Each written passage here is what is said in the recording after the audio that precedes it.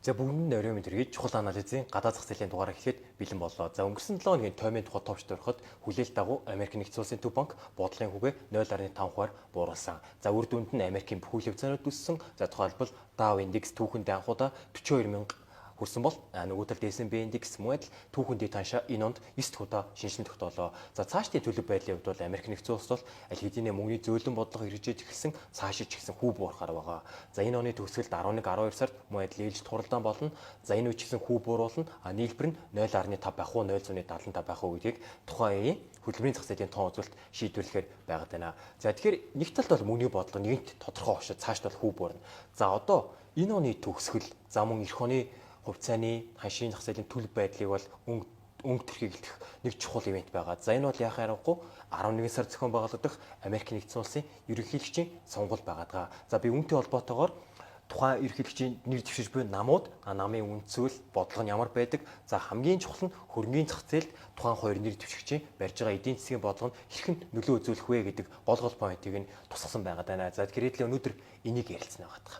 За тэгэхээр бид нар мэдж байгаа Америк нэгдсэн улсын эдийн засаг бол дэлхийн хамгийн том эдийн засаг. Ер нь гол сэтгүүр гэж шилж болно. Тэгэхээр энэ том эдийн засаг дээр аль нам гараад, аль нэр дэвшигч нь гараад, ямар эдийн засгийн бодлогоо 4 жилдээ нэг хэрэгжүүлээс хамаарат олон улс дэлхийн зах зээл, хөрөнгөний зах зээл дээш доош савлж идэг байгаа. Тэгэхээр 4 жил болдог энэ нэг ивент байна өөрөө зах зээлд маш импакттай, зах зээлд оролцогч хөрөнгө оруулагч бидний хувьд бол зайлшгүй мэдчих хэвээр сэдв юм аа. За бидний одоо зорилго гэвэл энэ хоёр нам маань хоёр нэр дэвшигч маань өөрсдөө янз бүрийн давуу тал онцлог сул талуудтай байгаа. Тэгэхээр аль нам ялна тэр нам ялах гэсээ илүүтэйгээр та аль нэг тал ялсан тохиолдолд яг түндэн тохирох хөрөнгө оруулалтын стратеги, хөрөнгө оруулалтын багцаа та төрүүлжүүлсэн байх хэрэгтэй. Буюу эслийг хамгийн бага түвшинд, өгөөжийг хамгийн зорилттой өндөр түвшинд авчих нь бидний зорилго юм аа. За ингэж хэлээд слайд дээрээ.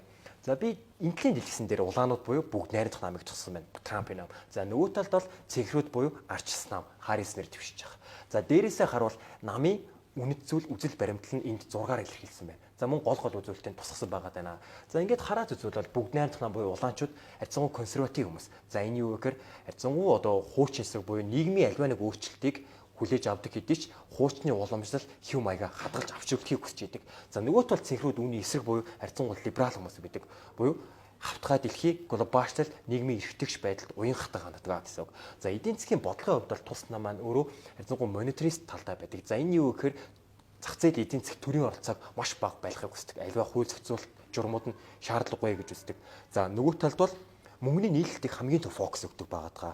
За энэ юу гэхээр эдийн засгийн тодорхой өсөлтийн түвшинд мөнгөний нийлэлт зөв байгаа цагт бол эдийн засаг зах зээл өөрөөгөө тохируулах механизмаараа өөрийгөө аваа явчихдаг. Үүнд нь төрийн оролцоо шаардлагагүй. За нэг ялангуяа төсвийн зардлыг нэмэгдүүлэх нь өөрөө инфляцийг нэмэгдүүлж идэг гэж үздэг байгаа. За нөгөө талд бол цэнхрүүдийн эдийн засгийн бодлого нь харьцангуй Кейнсийн эдийн засаг бодлого буюу халамжит төрийн бодлого талтай байдаг. За энэ энгиндээ юу гэсэн үг гэхээр үндсэндээ эдийн засгийн альва хямрал эдийн засгийн тодорхой түвшний өсөлтөд төрийн оролцоо өндөр байх хэрэгтэй. Төрийн зүгээс альва зохицуулалт хязгаарлалтуудыг тавьж явах хэрэгтэй. За нэг ялангуяа Wall Street-д. За нөгөө талд төсвийн зардлаар дамжуулаад ажлын байр мөн дэд үтсийг барьснаар эдийн засгт эрэлтийг бий болгоо. Энэ өөрөө нийт эдийн засгаа тэнцвэржүүлдэг гэж үздэг байгаа. Тэгэхээр харьцангуй кейс талдаа байдаг байх нэ. За нийт эцсийн зорилгын хувьд бол энэ талд бол эдийн засгийн хөгжлийг чухалчилдаг. За нөгөө талд бол хүний хөгжлийг чухалчилдаг байгаа. За ингээд хараад үзвэл энэ нам маань өөрөө Америкийн чинээлэг давхрах баян хүмүүст ээлтэй байдаг. За энэ юу гэхээр тухайн нам чинээлэг хүмүүсээс бага татвар авахыг ирмэлздэг буюу татвараа бууруулж идэг. За монетарист бодлого дээр яг ингэж заасан байдаг. Буюу чинээлэг давхрын хүмүүс татварт буюу улсад мөнгө төлөөд тэр мөнгө нь нийгмийн халамж болж очихын хооронд энэ мөнгөө хөрөнгөний зах зээл хөрөнгө оруулалт хий, эсвэл та өөрийнхөө корпорацид хөрөнгө оруулалт хий, капексээ нэмэгдүүл, энэ зүйл чинь өөрөө нийт эдийн засгийн өсөлтийг хангаад цааш нь авч явдаг гэж үздэг. За нөгөө талд яг эсрэг баячуудаас илүү өндөр татвар аваад үүнийг нийгмийн дундаж давхрах, доод давхрахад нийгмийн халамж байдлаар тараагаад сургууль цэцэрлэг байхыг илүү ирмэлздэг. Буюу хүний эрх тэгш орлого, хөрөнгө оруулалтын тэгш байдлыг эрхмэлдэг байгаа. За нөгөө талд бол хувийн хариуцлага, хувийн хөгжил гэж үздэг. Үндсэндээ чи төдий чиний хөдөлмөрлөн суралцсан бизнес эхлүүлнэ тэр хэрээрээ энэ зах зээл дор таны одоо цалин урамшуулалт дэше хязгааргүй гэж үздэг байгаа. За одоо яг хамгийн чухал сэдвтэй улаанаас буюу Трампын барьж байгаа эдийн засгийн бодлого. За нөгөө талд цэнхрийн буюу Харрисын барьж байгаа эдийн засгийн бодлого тус тур гол үзүүлэлт энэ дээр тавьсан байна. За дээрээс ингээд тараавал Трампын засгийн газар бол иргэд аж ахуйн нэгжүүдээс татварыг бууруулна гэж байна. За бид нар мэдж байгаа бол 2016 онд Трамп засгийн газар гарснаас хойш 36% аж ахуйн нэгжийн татварыг 21% хүртэл бууруулжсэн байгаа. За энэ татвар нь буурснараа өөрөө иргэд хөрөнгөний зах зээлд ээлтэй байдаг. Буюу татвар төлөгдөх байсан мөнгөнд зах зээлд урсаж орж ирснээр ханш хувьцааны хашид эргэн нөлөө үзүүлдэг. Буюу хөрөнгөний зах зээлийн нөрөө эрг үзүүлэлт байх нэ. За нөгөө талд бол аж ахуйн нэгжийн татварыг одоогийн 21-ээс 28% болгон нэмэгдүүлнэ гэдгийг зарлчихсан байгаа. А нөгөө талд нийгмийн дундаж буюу доод давхаргууд буюу жилийн $400,000 доош орлоготой хүмүүсийн татварыг нь нэмэхгүй мөн татварыг нь бууруулна гэдгийг илэрхийлж байгаа. Харин баячууд болон томоохон корпорациудаас өндөр татвараар нь авна. Энэ мөнгөө эдийн засгийн бодлого дагуу нийгмийн дундаж давхар сургууль дэд үтс нийгмийн халамжтай зарцуулнаа буюу нийгмийн эрхтгч байдлыг бий болгоно гэдгийг байгаа. За энэ мэдээж хөрөнгөний зах зээл бол харьцангуй тийм таатай үзүүлэлт болж сөрөг буюу тухайн их хэмжээний хөрөнгөлөгдсөн капитал ашигуд өөрөө улсад татвар болж очно гэдэг маань хөрөнгөний зах зээлс очих байсан мөнгө өөр тийш очиж байгаа учраас таагүй байх нэ. За нөгөө талд бол Трамп шатамхай түлш буюу одоо атомын цахилгаанаас нүүрс цахилгаан газны хэрэглийг дэмжих багтах. Харьцангуй тогтвортойгоор авчтай зэрэг. Яагад гэвэл үүнийг ингэж тайлбарлаж байгаа. Яг одоо байгаа Америк нэгдсэн улсын инфляцийн түүхэн өндөр өсөлтүүд энэ их өсөлтийн шалтгаан бол эрчим хүчний үнийн өсөлттэй холбоотой. За бидний үнийн өсөлтийг бууруулахын тулд нөгөө талд ногоон эрчим хүчнээс гадна зайлшгүй одоо хуучны байгаа уламжлалт шатамхай түвшний эрчим хүчийг сэргээх шаардлагатай. Энэ өөрөө үнийг тэмцэрчүүлнэ гэж үзэж байгаа. За яаж хэрэгжих вэ гэхээр одоо явж байгаа одоо New Green Deal гэж яриад байгаа Байдны ногоон эрчим хүчит хайдаг хэмжээний татаасыг бууруулад энтлийг дэмжих цоцсон нөгөө талдаа шатамхай түвшний компаниуд татаас болон тэдгээрийн хориг хязгаарлалтыг одоо бууруулж илүү таатай болгоно гэж байна. За энэ мэдээж хөрөнгөний зах зээл харилцан айлтгүй нөлөөлнө. За мэдээж эрчим одоо ногоон эрчим хүчний хавтан, литий батарей цахилгаан автомашинууд бол харьцангуй таагүй үзүүлэлт нөгөө талдаа одоо Exxon, Chevron гэж бидний мэддэг томоохон эрчим хүч гадны засны компаниуд бол энэ хувьцаанд бол эерэг үзүүлэлт юм аа. За нөгөө талаас мэдээж эсрэг. Яг одоогийн дэлхийн сэргээгд одоо хүлэмжийн ялгарл бол аюултай төвшөнд байгаа. Ийм учраас ногоон эрчим хүчийг Америк ямагт тэргүүлээд инновац лид хийгээд явна. Үүнтэй холбоотой хөрөнгө оруулалт бол одоо нэмэгдүүлсэн хэвээр байна гэж байгаа. За энэ бол мэдээж цахилгаан эрчим хүч үүнтэй холбоотой компаниуд бол хувьцаанд нь бол эерэг үзүүлэлт байгаа. За үргэлжлүүлээд хамгийн чухал бол за энэ гурыг бол нэгтгээд ярихад ерөөхдөө бол Трамп долларыг хямд байлгахыг хүсдэг. За яагаад гэвэл яг одоо байгаа Америк нэгдсэн улсын түүхэн төсвийн алдагдлах гадаад дудалдааны тааг үзүүлэлт нь тэр чигтээ долларын хаш муу байгаатай холбоотой гэж тайлбарладаг. За энэ юу гэсэн үг вэ? Үндсэндээ доллар өндөр байгаа учраас гадны зах зээлээс харуул Америк бараа буюу Ford ийг авахгүй байна. Ford-ийн машиныг хүмүүс авахгүй байна. Эсвэргээрээ Америкчууд өндөр доллараароо гадны одоо Хятадын, Германы, Японы автомашиныг худалдаж аваад байна. За энэ өөрөө манай гадаад талд тэнцвэргүй болгож байна гэж үздэг.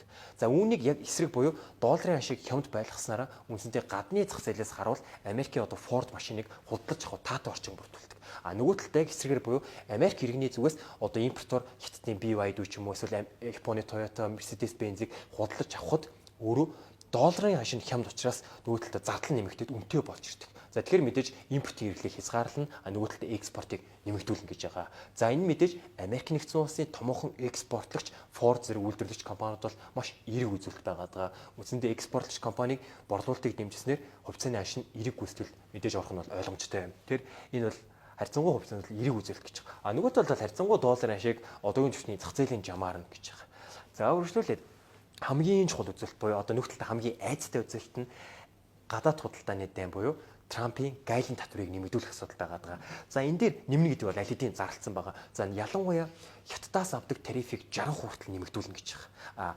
Бусад одоо Япон, Герман гэсэн улсуудаас 10% нэмэгдүүлнэ. Тэр ерөөсө гол бодлого нь юу вэ гэхээр Америк number 1 буюу ерөөсө дэлхийд дахин Америкийн үйлдвэрлэсэн машиныг худалдаж авах хэрэгтэй. Бидний бараг л та нар авч явах хэрэгтэй гэдэг тарифаар шууд тулгаж байгаа гэж та ойлгож болно.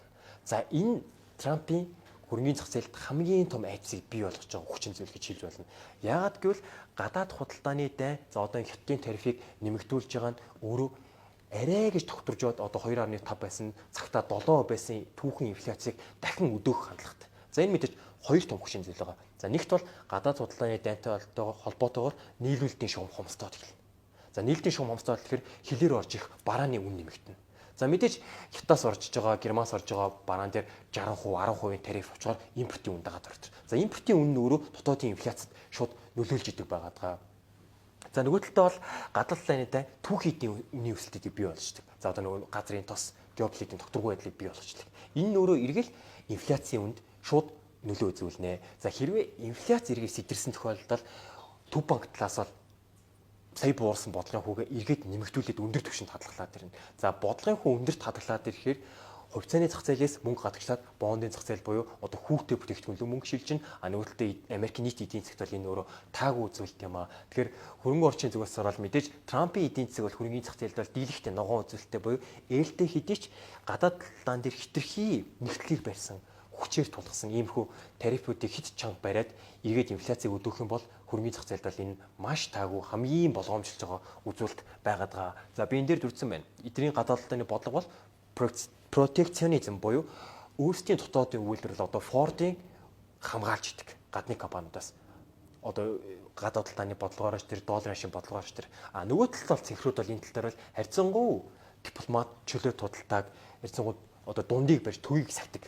либерал бодлогынхоо хувьд бол за мэдээж хятадтай өрсөлдөөний хувьд бол Харрис ба Трампын аль тал нь Америкийг давуу гэж үзэж байгаа. Яг тэгвэл 21-р зуунд Америк нэгт байх уу, Хятад нэгт байх уу гэдэг хүсэлтэн бол одоо шинэ хүйтэнд ингэж нэрлэж байгаа. Энэ бол үргэлжлэсээр байгаа. За энэ цагт бол Харрисын засгийн газар ч гэсэн мэдээж Хятадтай бол хүсэлтсэн хэвэнд байна. Гэхдээ мэдээж бол харьцангуй төвийг сэгсэн дипломат байдлаар үсэн гэдгийг илэрхийлсэн байгаа.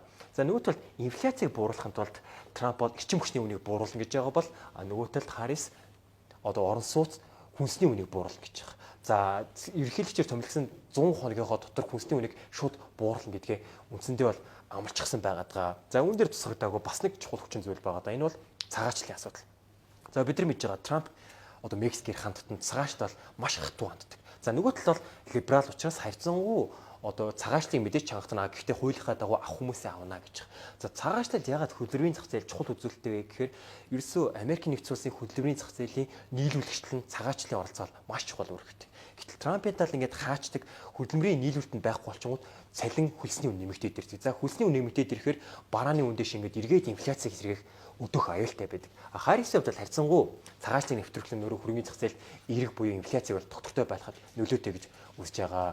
За тэгэхээр хоёр нэр дэвшигч нар бол яг одоогоор хэн гарах нь бол тодорхойгүй байгаа тань би түрүүн хэлсэн дагуу нэр дэвшигч нам өөрөөрийн гэсэн бодлоготой давуу тал сул талуудтай харилцан адилгүй байдаг. Тэр хэдүүлээ үүнд нь тохируулаад хөрөнгө оруулалтын багцаа яг түүнд нь тохируулж барьцах нь хамгийн чухал үзүүлэлт гэж байгаа. За би дахиад төгсөлд нь хитэн одоо сонирхолтой статистик буюу одоо сонгуультай холбоотой аномали эдвэртхад нэгдүгürt ийм байд юм байна. Одоо Америкийн нэгдсэн улсад бид нар S&P 500 гэж индексийг мэдж байгаа. Сүүлийн 100 жилээр нь би харж үзэхэд ерөөхдөө сонгуультай жил бол S&P 500 индекс өсөх магадлал нь 83% байт юм байна. Буюу өсдөг байхын тухайн жил. Хэдэн хувиар өсдөг вэ гэхээр за нэг жилийн дунджаар харуул 12% өсөлтийг үзүүлдэг байх нэ. За дараагийн бас нэг аномали бол юу вэ гэхээр одоо 1897 онд одоо бидний мэддэг Dow Jones буюу одоо хамгийн аж үйлдвэрийн индекс байна анх нэвтэрч гисэн байгаа. За 1897 оноос хойш хамгийн сүүлийн Трамп дууссан 2020 он хүртэл нийт 31 удаа ерөнхийлөгчийн сонгуул зохион байгуулагдсан байгаа. За энэ хугацаанд аль нам гарах нь хөрөнгөний засгад илүү ээлтэй байсан бэ гэд хараад үзэхээр цэнхрүүд буюу ардчсан нам тухайн засгийн одоо ардчсан намаас гарсан ерөнхийлөгч засгийн эрхийг авах үед өсөх магадлал нь 78.6% байдаг бол улаанууд буюу бүгд найрамдах нам одоо Трампын нам гарах үед өсөх магадлал нь 70% буюу арай бага байдаг байх нэ. За нөгөө тал бас нэг энэ хоёр нам аль аль нь гарсан 4 жилийнхаа одоо ерөнхийдөө 4 жилийн хугацааны 3 дахь жил дээр дийлэгтэй хувьцаанууд өсдөг хандлагатай байдаг байх нэ. Тэгэхээр эхний жил 4 дахь жилдээ бол хувьцаа өснө. Нийт хугацаанд бол угаасаа хүн ам зах зээл эдийн засаг тэлж байгаа цагт бол хөрөнгөний зах зээл угаасаа зах зээлийн үнэлгээ нь бол томорсон өсөлтөө бол хадгалсан хэвээр байх нэ. Тэгэхээр гол нь аль тайминг гэдэг нь хамгийн чухал байх нэ. За ингээд өнөөдрийн лайва өндөрлөе.